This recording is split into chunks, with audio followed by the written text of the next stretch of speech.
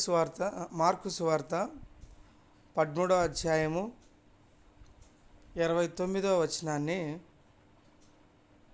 29, 30, 31 ఈ మూడు వచనాలను మనము చదువుకుందాం.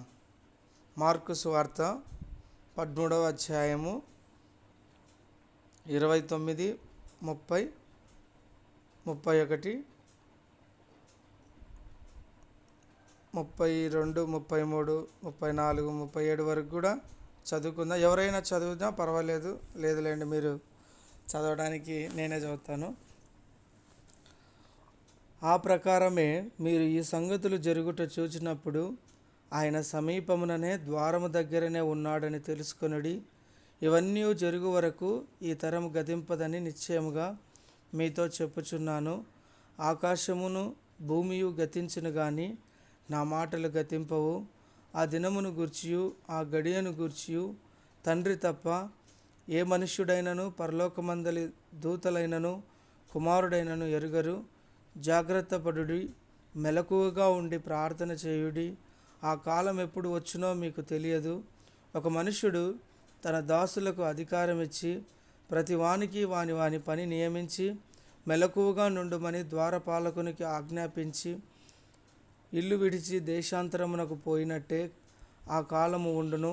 ఇంటి యజమానుడు ప్రొద్దుగుంకి వచ్చునో, అర్ధరాత్రి వచ్చునో, కోడి కూయినప్పుడు వచ్చునో, తెల్లవారునప్పుడు వచ్చునో, ఎప్పుడు వచ్చునో మీకు తెలియదు. ఆయన అకస్మాత్తుగా వచ్చి మీరు నిద్రపోచుండుట చూచునేమో గనుక మీరు మెలకువగా నుండుడి. నేను మీతో చెప్పుచున్నది అందరితోనూ చెప్పుచున్నాను, మెలకువగా నుండుడనెను. దేవుడు ఈ లేఖన భాగం ద్వారా మనందరితో మాట్లాడును గాక. మనం చదువుకున్నటువంటి లేఖన భాగం ముఖ్య ఉద్దేశం ఏంటంటే జాగ్రత్త పడుడి, మెలకువగా నుండి ప్రార్థన చేయుడి కదండి. మనం ఎంతో భారంతో ప్రతి ఉదయకాలము మరి ఎన్ని పరిస్థితులు ఉన్నప్పటికీ, ఎంత అనానుకూలత ఉన్నప్పటికీ మనము నిజంగా ప్రార్థన యొక్క భారాన్ని మనము మన స్వార్థం గురించి కాదు కానీ సంఘక్షేమము నిమిత్తం మరి ఆయన ఏర్పాటు గురించి మనకు తెలుసు కాబట్టి ఆయన అనాది సంకల్పంలో నిన్ను నన్ను ఏర్పాటు చేసుకున్నాడు ప్రభువారు.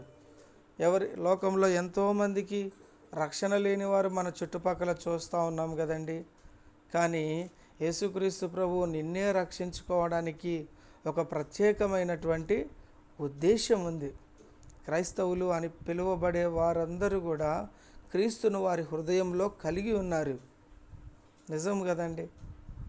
మరి ఆ ఉద్దేశం తెలిసినప్పుడు మనము క్రైస్తవ బిడ్డలుగా ఇర్మియా గ్రంథకర్త అంటాడు, నిన్ను దేవుని యొక్క పని చేయడానికి ఆయనే మనల్ని ప్రేరేపించే దేవుడుగా ఉంటున్నాడు.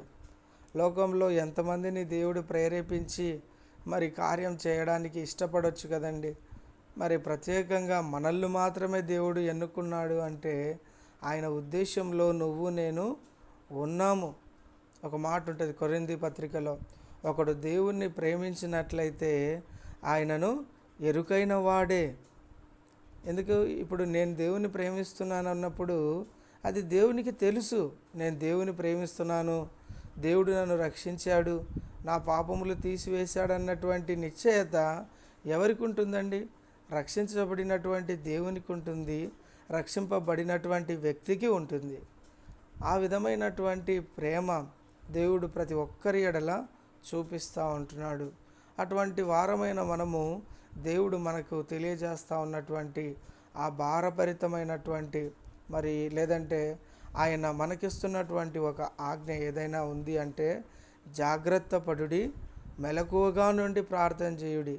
ఎందుకు అంటే దేవుడు తెలియజేస్తూ ఉన్నాడు కదా, ఒక సమయమున ఆయన సమీపముననే ద్వారము దగ్గరనే ఉన్నాడని తెలుసుకొనుడి.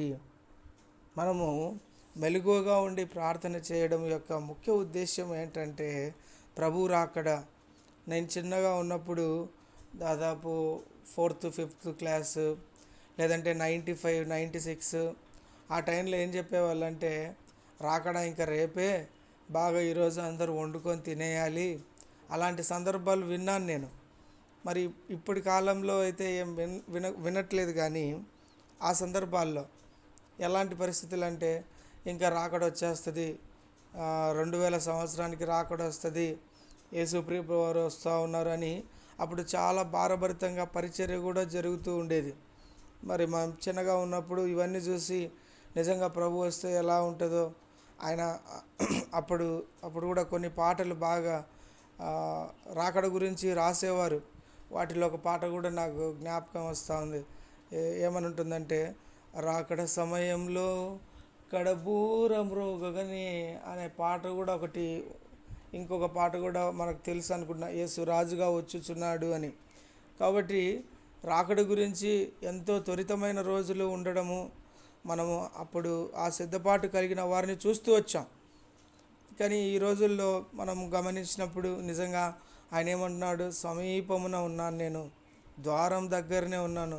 ఫర్ ఎగ్జాంపుల్, మన ఇంట్లో వాకిట్లో ఉన్నటువంటి లేదంటే ద్వారం దగ్గర ఉన్న వ్యక్తి లోపల రావడానికి ఎంత సమయం పడుతుందండి? మహా అయితే ఒక క్షణం చాలు లోపలికి రావడానికి. కానీ ప్రభు ఎందుకు ఆయన ఇంత ఆలస్యం చేస్తూ ఉన్నాడు అంటే, ఏ ఒక్కరూ నశించిపోవడం ఆయన ఉద్దేశము కాదు. ఆయన దీర్ఘశాంతం వహిస్తున్నాడు. మనం బైబిల్లో చూసినప్పుడు ఆయన ఒక క్షణం అన్నప్పుడు అది కొన్ని యుగాలుగా మనం తీసుకోవచ్చు. ఆయన కొన్ని యుగాలు అని చెప్పినప్పుడు అది ఒక క్షణంగా జరిగిపోతుంది అన్నట్టుగా అలంకారపూరితంగా రాస్తూ వస్తారు. నిజంగా ప్రభు యొక్క సమయం ఎప్పుడు అండి అంటే మనం చెప్పలేం. అది ఆయన చెప్తా ఉన్నాడు, అవన్నీ తండ్రి ఆధీనంలో ఉన్నాయి, నీ నా ఆధీనంలో ఏమాత్రము లేవు. తండ్రి ఆధీనంలో ఉన్నాయి గనక మనం ఏం చేయాలంటున్నాడు ఆయన? మనం చదువుకున్న లేఖన భాగాన్ని చూసినప్పుడు ఏమని ఉందంటే, ఆయన సమీపముననే ద్వారం దగ్గరనే ఉన్నాడని తెలుసుకొనిడి, ఇవన్నీ జరుగు వరకు ఈ తరం గతింపదని నిశ్చయముగా మీతో చెప్పుచున్నాను. ఆకాశమును భూమిను గతించును కానీ నా మాటలు గతించవు. ఈ తరము గతించదు. దేవుని ఎన్నికలో ఉన్నటువంటి వారందరూ కూడా ఆ సిద్ధపాటు కొరకు, ఆ యొక్క ఆయన రాకడ కొరకు సిద్ధపడి ఉంటారు అని అప్పుడున్న పరిస్థితులను బట్టి దేవుడు ఆ కాలాన్ని తెలియజేస్తూ ఉన్నాడు. ఎందుకు అంటే పేతురు పత్రికలో చూస్తాం, ఆయన ఎంతో దీర్ఘశాంతం వహిస్తూ ఉన్నాడు. కాబట్టి కాలముల యొక్క మరి ఆ సమయములు కూడా ఆయన ఆధీనంలో ఉన్నాయి. కానీ మనకు ఆయన అప్పగిస్తూ ఉన్నటువంటి బాధ్యత ఏంటంటే, జాగ్రత్త పడుడి, మెలకువగా ఉండి ప్రార్థన చేయుడి అని చెప్పుకుంటూ ఒక ఒక ఎగ్జాంపుల్, ఆ కాలం ఎప్పుడొచ్చునో మీకు తెలియదు. ఒక మనుష్యుడు తన దాసులకు అధికారం ఇచ్చి ప్రతి వానికి వాని పని నియమించి మెలకువగా నుండుడని ద్వారపాలకునికి ఆజ్ఞాపించి ఇల్లు విడిచి దేశాంతరం పోయినట్లు. చూడండి, ఒక మనుషుడు ఆయన కొన్ని పనులు ఇచ్చాడంట, ఒక అధికారం ఇచ్చాడంట. అది నీకేమిచ్చాడో నాకు తెలియదు, నాకేమిచ్చాడో నాకు తెలుసు. కానీ దేవుడు ఏ ఏర్పాటు ఏముంది? ఆయన నిన్ను నన్ను ప్రేమించాడు, ఆయన రాకడ కొరకు మనల్ని సిద్ధపరుస్తున్నాడు. మనం పౌలు చెప్తాడు కదా, ఆయన జత పనివారమై ఉన్నామంటాడు. ఎంత గొప్ప ఆధిక్యత అండి నిజంగా. ఆయన సహోదరులమై ఉన్నాము, సహోదరులము అవుతూ ఉన్నాము అని ఆయన తెలియజేస్తూ ఉన్నప్పుడు ఆయన పనులు మనకిచ్చాడు. మనం కొరింథీ పత్రికలో చూసుకున్నట్టు కొన్ని కృపావరాలు కూడా మనకిచ్చాడు. మనకి ఏ తలాంతులు మరి దేవుడు అది 1 ఇచ్చాడా, 3 ఇచ్చాడా, 5 తలాంతులు ఇచ్చాడా తెలియదు. కానీ అధికారం అయితే నీకు నాకు ఆయన ఇస్తూ ఉన్నాడు. దేవాది దేవుడు ఆయన అధికారం ఇస్తూ ఏమని తెలియజేస్తూ ఉన్నాడు అంటే, మెలకువగా నుండుడని ఆజ్ఞాపిస్తూ ఉన్నాడు. అది ఎవరైనా కావచ్చు, మెలకువగా ఉండగలగాలి విశ్వాస జీవితంలో. నిజంగా మెలకువ అంటే నిద్రపోకుండా మెలకు అనే కాదు. మనం ఈ లోకంలో జీవిస్తూ ఉన్నప్పుడు మనము క్రైస్తవ బిడ్డలము, క్రీస్తుకు చెందినటువంటి వారము అన్న గ్రహింపులో మనం జీవిస్తూ ఉండాలి. మనం ఆదివారం భక్తులంలాగా జీవించి మిగతా లోకంలోనికి వెళ్ళినప్పుడు లోకస్తుల వలె జీవించి, ఆఫీస్కి వెళ్తే ఆఫీస్లో వాళ్ళ జీవించి, ఇంకో చోటుకి వెళ్తే అక్కడ ఇలాంటి స్వభావం మనం కలిగి ఉండకూడదు. మనం దేవుని యొక్క స్వభావాన్ని కలిగి ఉన్నాము అంటే నిజంగా అదే మనం జాగ్రత్త పడాల్సినటువంటి విషయము. మన దైనందిక జీవితంలో కానీ మనం ఎక్కడ ఉన్నా కానీ మన యొక్క మన వాక్, మన టాక్ అందరూ గమనిస్తూ ఉంటారు. కాబట్టి మనము ఎంతో జాగ్రత్తగా జీవించాలి. ఎందుకంటే దేవుని యొక్క ఎన్నికలో నువ్వు నేను ఉన్నాము. ఆయన పనిచ్చాడు మనకు. ఆయన జాగ్రత్త పడుడి అని తెలియజేస్తూ ఉన్నాడు. ఎందుకు అంటే ఆయన సమీపంగా ఉన్నాడు, ఇంకా అకస్మాత్తుగా వస్తూ ఉన్నాడు కదండి. ఇలాగ అధికారం ఇచ్చి వెళ్ళినటువంటి ఆ యొక్క అధికారి, ఒక మనుషుడు, ఆయన ఇంత అధికారం ఆ దాసులకు ఇచ్చిన తర్వాత తిరిగి వస్తూ ఉన్నాడు. ఆయన తిరిగి ఎప్పుడు వస్తాడంట? ఈరోజు మార్నింగ్ వెళ్ళాడనుకోండి, లేదంటే పోయిన నెల 1వ తారీఖు వెళ్ళాడనుకోండి. ఆయన తిరిగి ఎప్పుడు వస్తాడనేది ఎవరికి తెలుసు? ఆయన సమయము, ఆయన సిద్ధపాట్లు ఆయన వస్తాడు. వచ్చే సమయానికి ఉన్నటువంటి వారిలో ఎట్లా ఆయన ఏ సమయాన్ని వస్తాడో, ఉదయాన్నే వస్తాడో, మధ్యాహ్నం వస్తాడో, సాయంత్రం వస్తాడో, తెల్లవారుజామున వస్తాడో, ఎప్పుడు వస్తాడో మనకు తెలియదు. అయితే ఆయన రావడం మాత్రము ఖచ్చితత్వం. ఆయన అకస్మాత్తుగా వచ్చి మీరు నిద్రపోచుండుట చూచునేమో గనుక మీరు మెలకువగా ఉండండి. నిజమే కదండి. ఈ రోజుల్లో మనము మెలకువగా ఉన్నామా, నిద్రపోతున్నామా అని గమనించినప్పుడు అది వ్యక్తిగతమైనటువంటి పరిస్థితి. గమనించుకోవాలి మనము. నిజంగా అలవాటు పడిపోయిన క్రైస్తవ్యమో ఈరోజు, అంటే ఈ మాట అంటా ఉన్నానని తప్పుగా అనుకోకండి, ఎలా అయిపోయిందంటే క్రైస్తవం మనము ఎక్కడో చోట ఉండొచ్చు, ఏదో ఒక సంఘానికి చెందిన వాళ్ళమే అయితాం, కానీ మనం ఏమంటాము అంటే ఆ సంఘం యొక్క విలువలేంటో మీకు తెలుసా అంటాం, లేదంటే ఆ సహవాసంలో ఉన్న ప్రత్యేకత ఏంటో మీకు తెలుసా అంటాం, లేదంటే పలానా కాంగ్రిగేషన్ వారికి ఉన్నటువంటి ఆ యొక్క కట్టుబాట్లు ఏంటో మనకు తెలుసా అంటాం. ఎందుకంటాం చెప్పండి? మనకెవరండి మెజరు? మనకెవరండి కొలత? మనకెవరు స్కేలు? వాక్యము స్కేలు. మనకు యేసు వాక్యమైన దేవుడు మనకు స్కేలు. కానీ మనం ఏం చేస్తాము అంటే మన విశ్వాసము మన పద్ధతులను బట్టి ఉంటుంది. నిజమే కదండి. ఆయన సమీపంలోనే ద్వారం దగ్గరే ఉన్నాడు అంటుంటే నువ్వు నేను ఏం చూస్తూ ఉన్నాం చెప్పండి? నిజంగా ఎలాంటి క్రైస్తవ జీవితం జీవిస్తూ ఉంటున్నాం? నిజంగా ఆ మాట చెప్తాం యాకోబు పత్రికలో, క్రియలు లేని విశ్వాసం మృతము అంటాం. మరి విశ్వాసం లేని క్రియలు చేసుకుంటూ వెళ్ళిపోతున్న నువ్వు, ఆ పద్ధతులను పాటిస్తున్నటువంటి నువ్వు ఆచారాన్నే పాటిస్తూ ఉన్నావు తప్ప అందులో ఉన్న దేవుని నీ హృదయంలో కలిగి ఉండలేకపోతూ ఉంటున్నావు. నేను కూడా ఆ విధంగా కలిగి ఉండలేకపోతూ ఉన్నాను. మనం కూడా అలా కలిగి ఉండలేకపోతూ ఉన్నామా అన్నది ప్రశ్న. వాక్యం యొక్క దేవుడు అంటున్నాడు, ఆయన చక్కగా సెలవిస్తూ ఉన్నాడు. ఆయన మెలకువగా ఉండండి, జాగ్రత్త పడండి. మరి క్రియలు కలిగి నాకు ఈ తలాంతు ఉంది, ఆ తలాంతు ఉంది, లేదంటే ఇక్కడ కట్టుబాటు విధానాలలో ఎలా ఉండాలి, ఇవి చెప్పుకుంటున్నామే తప్ప అది హృదయపూర్వకంగా క్రీస్తును మహిమపరిచే విధంగా మనము ముందుకు వెళ్తూ ఉన్నామా, లేదంటే ఏ స్థితిని, ఏ పద్ధతులను పాటిస్తూ మనము ముందుకు వెళ్తూ ఉన్నాము అన్నది నిజంగా జాగ్రత్త పడవలసినటువంటి విషయము. మనం ఎంతకాలంలో క్రైస్తవ్యంలో ఉండొచ్చు, కానీ క్రీస్తు లేనటువంటి పరిచర్య అది మతాన్నో కట్టుబాటునో సూచిస్తుంది, కానీ క్రీస్తును మహింపరచదు. నిన్న నేను రక్తస్రావం కలిగిన స్త్రీ గురించి చెప్పుకుంటూ వచ్చాను. అంతమంది ఆయన మీద పడుకుంటూ వెళ్ళిపోతూ ఉన్నారు, కానీ ఆయన వస్త్రాన్ని ముట్టినటువంటి ఈవిడ దేవుని ప్రభావాన్ని చూసింది. ఎలా చూసింది? ఎలాంటి హృదయంతో ఆయనను ముట్టింది? 12 సంవత్సరాలు నా స్థితి ఇలా ఉన్నప్పటికీ కూడా దేవుని కుమారుడు నన్ను స్వస్థపరుస్తాడన్న విశ్వాసంతో ఆవిడ ముట్టింది. ఈరోజు విశ్వాసంతో ముట్టకుండా ఆచారమో పద్ధతిలో కట్టుబాట్లను మనం పాటించుకుంటూ వెళ్తే దేవుణ్ణి మీదవడి తోసుకొని వెళ్ళిపోయిన వాళ్ళమే అవుతాం, కానీ ఆయన ప్రభావాన్ని, ఆయన శక్తిని, ఆయన యొక్క గొప్పతనాన్ని, ఆయన ప్రేమను అనుభవించలేం మనము. మనలో తలాంతు పెట్టింది ఆయనే, మనలో కృప అనుగ్రహించి మన ఆయుష్ పొడిగించేది ఆయనే, కానీ ఎలాంటి విశ్వాసంతో ఆ పరిచర్య చేస్తూ ఉన్నాము, ఎంత జాగ్రత్త పడుతూ మనం ముందుకెళ్తూ ఉన్నాము. నిజంగా ఆ ప్రకటన గ్రంథంలో గమనించినప్పుడు నేను కలిగి ఉన్న దానిని, మీరు కలిగి ఉన్న దానిని గట్టిగా పట్టుకోండి అని ఉంటుంది.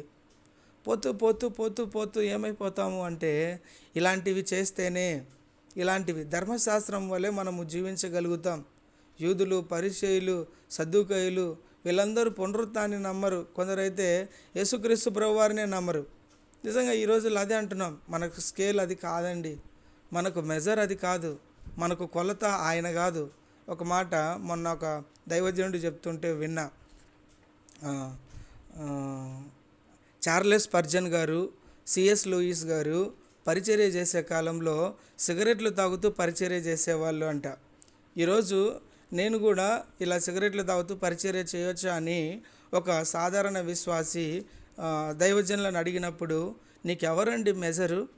నాకు పలానా దైవజనుడో పలానా ఆ, చార్లెస్ స్పర్జన్ గారో కాదు నాకు మెజరు. నాకు మెజరు స్కేలు వాక్యము. వాక్యములో ఉన్నటువంటి దేవుడు నాకు స్కేలు. అంతేగాని ఆ వ్యక్తులు ఎవరు? దేవుడు ఎన్నుకున్నటువంటి ఆయా ఆయా తరంలో ఆయన ఎన్నుకున్నటువంటి వారు వాళ్ళు. అంతేగాని ఆ వ్యక్తి నాకు స్కేల్ అవ్వకూడదు కదండి. నిజంగా ఎలాంటి పరిస్థితుల్లో మనం ఉంటున్నామో గమనించుకోవాలి. అందుకే ప్రభు అంటా ఉన్నాడు, నేను సమీపముననే ద్వారం దగ్గరనే ఉన్నాను, నేను అకస్మాత్తుగా వస్తాను కదండి. నేను అకస్మాత్తుగా వస్తూ ఉన్నాను, మీరు మెలకువగా ఉండండి, జాగ్రత్త పడుడి, మెలకువగా ఉండి ప్రార్థన చేయుడి. ఆ కాలం ఎప్పుడొచ్చినో తెలియదు, ఇదిగో నేను సమీపంగా ఉన్నా. అలాంటి భారంతో మనము ప్రతిదినము క్రైస్తవ్యాన్ని కొనసాగిస్తూ ఉన్నామా? ఎలాంటి హృదయంతో ఈ ఉదయకాలమున ప్రభు సన్నిధికి వచ్చావు? నీ హృదయము ఆ నమ్మిక ఏమై ఉంది? ఆ నమ్మిక దేవుడు నాకేదో చేస్తాడు, లేదంటే నాతో మాట్లాడతాడు అన్న ఉద్దేశంతో మనం వచ్చామా? ఎవరైనా కానీ గమనించండి, తండ్రి దగ్గరికి ఏ కుమారుడైనా కుమార్తెనైనా ఏదో ఆశించి ప్రతిదినం రాదు, కానీ ఆయనతో సమయం గడపాలి, ఆయన నాతో మాట్లాడాలి, కొంత సమయం నా తండ్రితో నేను ప్రతిదినము ముచ్చటించాలి అన్న ఉద్దేశంతో మనం వచ్చినప్పుడు నీతో నాతో మాట్లాడే దేవుడు అయి ఉంటున్నాడు. ఆ నమ్మకంతో మనం వచ్చినప్పుడు ఆయన మన అవసరత ఎరిగిన దేవుడు. మనకంటే ముందుగా మనకి ఏది అవసరం ఉందో ఆయన ముందే ఎరిగినటువంటి దేవుడు గనక మనకు అడగక ముందుకే మనకి ఇచ్చేవాడుగా ఉంటున్నాడు. కానీ అడిగే హృదయం ఎలా ఉంది అనేది ఆయన చూస్తాడు. అదే జాగ్రత్త పడాల్సినటువంటి విషయం.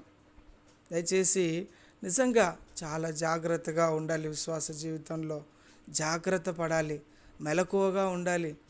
ఎందుకు అంటే నీకు నాకు ఉన్నటువంటి ప్రామాణికము బైబిల్లో ఉన్నటువంటి దేవుడు, వాక్యమై ఉన్నటువంటి దేవుడు, వ్యక్తులు కాదు.